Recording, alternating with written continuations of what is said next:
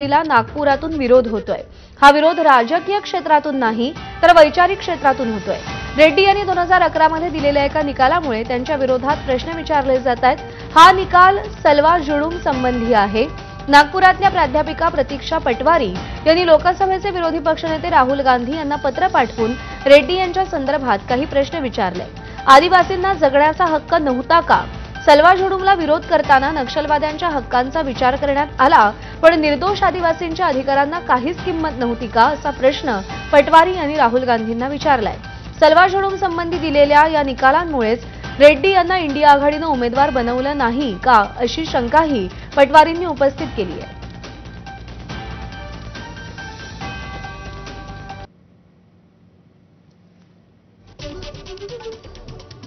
तर प्रतीक्षा पटवारींनी काय प्रश्न उपस्थित केलेत? इतर अनेक योग्य व्यक्ती असताना बी सुदर्शन रेड्डींनाच उपराष्ट्रपती पदाचा उमेदवार करण्याचं कारण काय?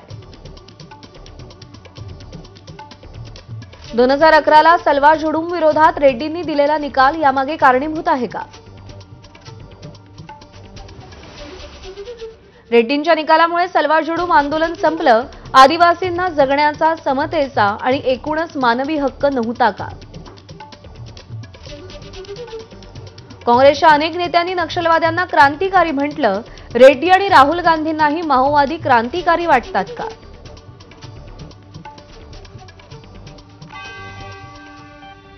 दोन 2011 मध्ये माननीय न्यायमूर्तींनी एक निर्णय दिलेला होता आणि त्यामध्ये पक्षकार म्हणून प्राध्यापिका नलिनी सुंदर होत्या आणि त्यांनी त्यामध्ये नक्षल्यांच्या हक्काची पायमल्ली होते असा मुद्दा उपस्थित केला होता आणि तोही गरीब आदिवासींच्या विरोधामध्ये।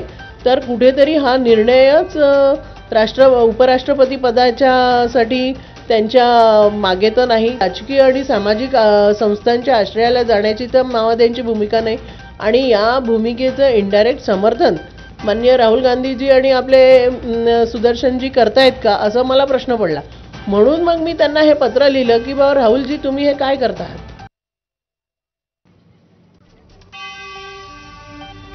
तर काय होतं सलवा जुडूम आंदोलन? गोंडी भाषेत सलवा जुडूम म्हणजे शांतता मोहीम।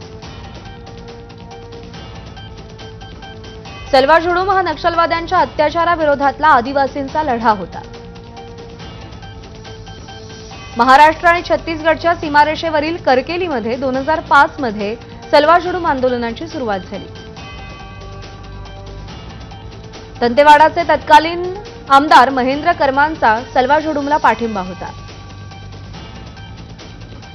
कर्मांच्या कुटुंबातल्या 4 नक्षलवाद्यांनी हत्या केली होती।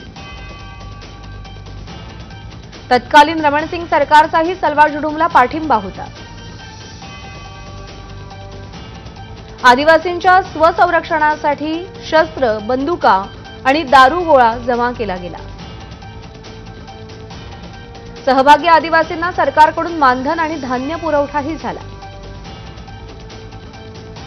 आदिवासींच्या लढ्यामुळे नक्षलवादी संतप्त झाले आणि त्यांनी आदिवासींच्या सभांवर गोळीबार केला।